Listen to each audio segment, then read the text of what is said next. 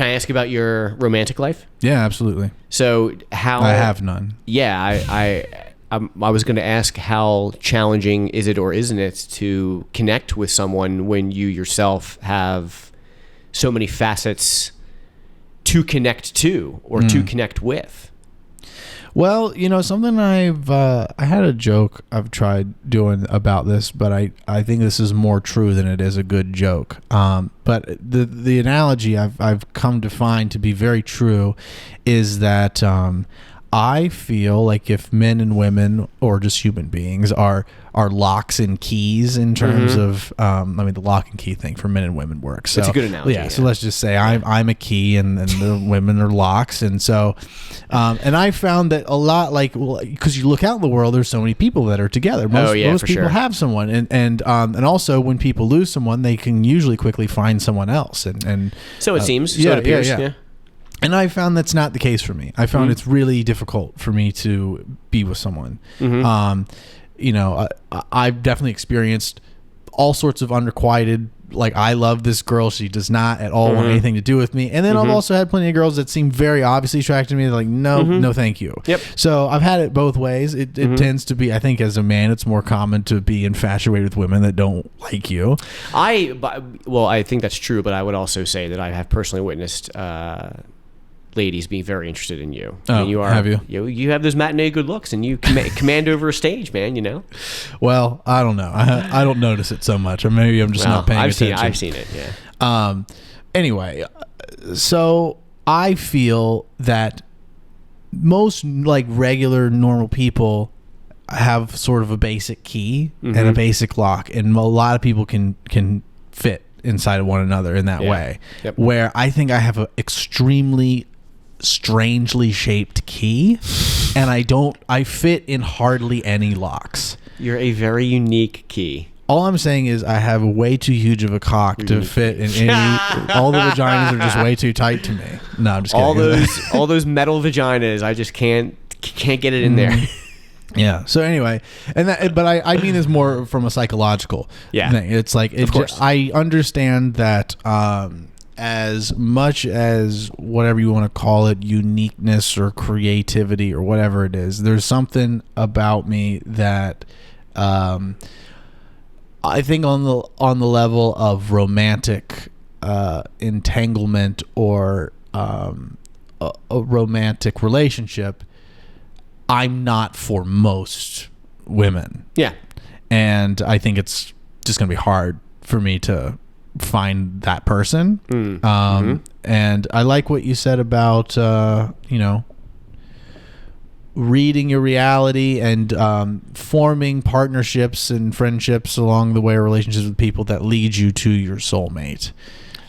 Yes. Yeah. And I feel that. I feel that I'm very early on this path of actually taking steps on it, and I'm probably very far away from meeting this person if it's a thing. Well, it also depends on the scope of your life. I look at my life as going past the physical. I look at it as going into the spiritual as well. So this is just I don't feel like I'm racing towards anything, and I don't feel like I'm missing out because I'm not married with children. You know, I'm having a great time living my life in the way that I choose to. And that's pretty cool that other people, do different things.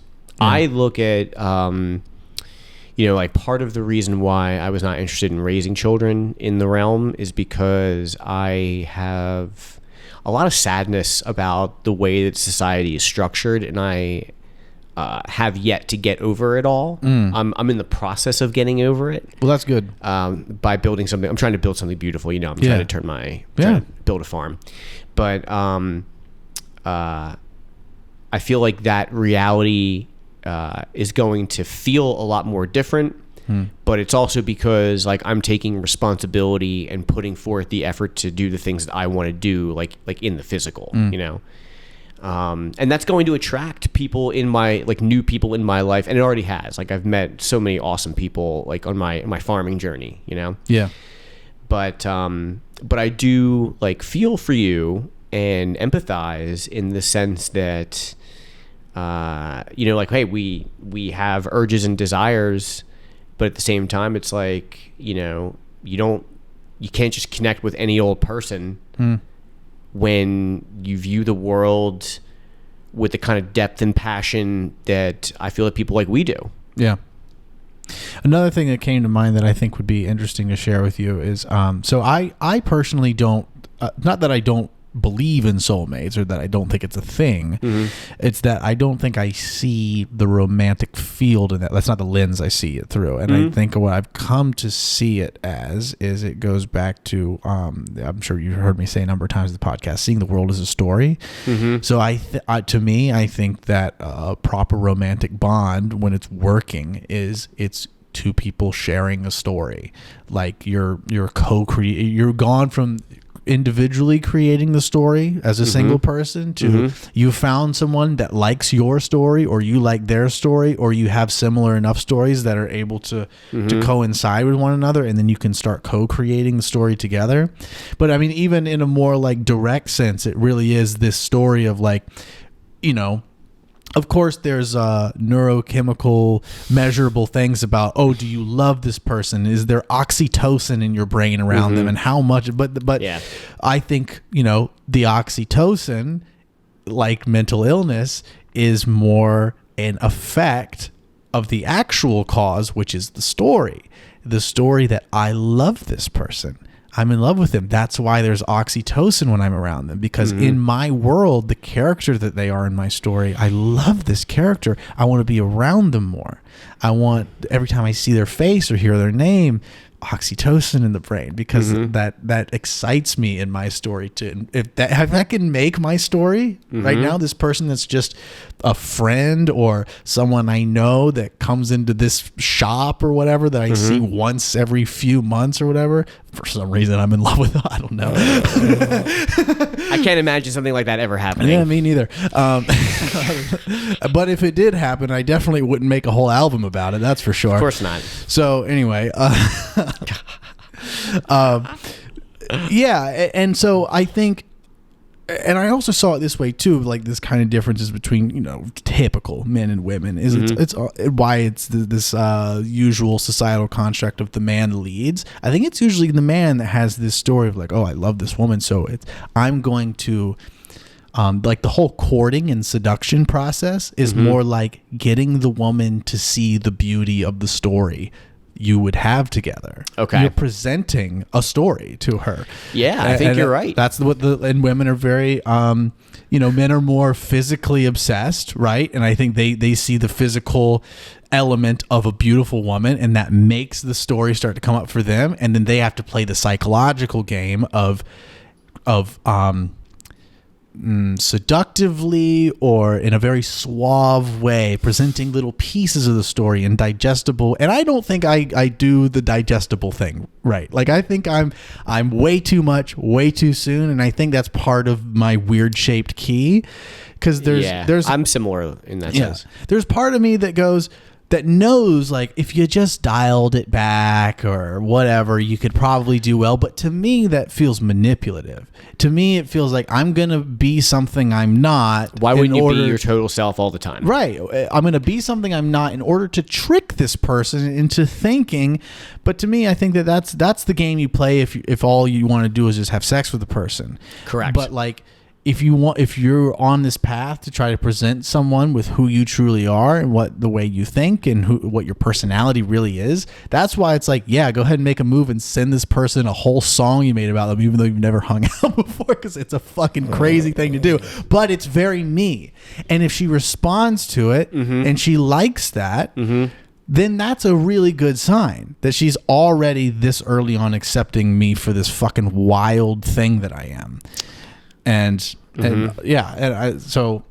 really like this idea of a shared story and and this, like what you're talking about, this living and expressing yourself very passionately, like that is what I envision in whatever kind of relationship I end up in, regardless of it. Because to me, when I look around at like people just out and about and like people in my network and stuff, I see a lot of dull, like not like dim like not a lot of energy flow, you know.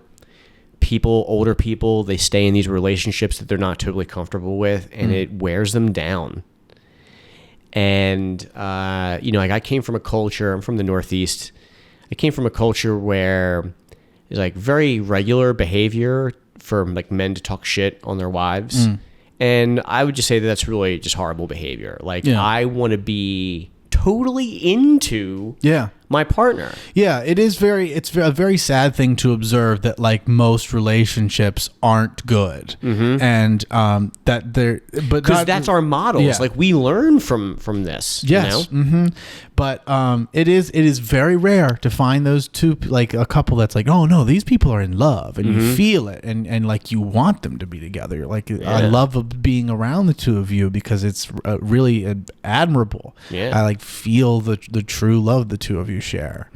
But it's also insane, like, you know, in some of those cases you can feel that, and you know, one of them either always has been or winds up like being corrupted by this sort of like hypersexualized society because they're not properly psychologically protected against it.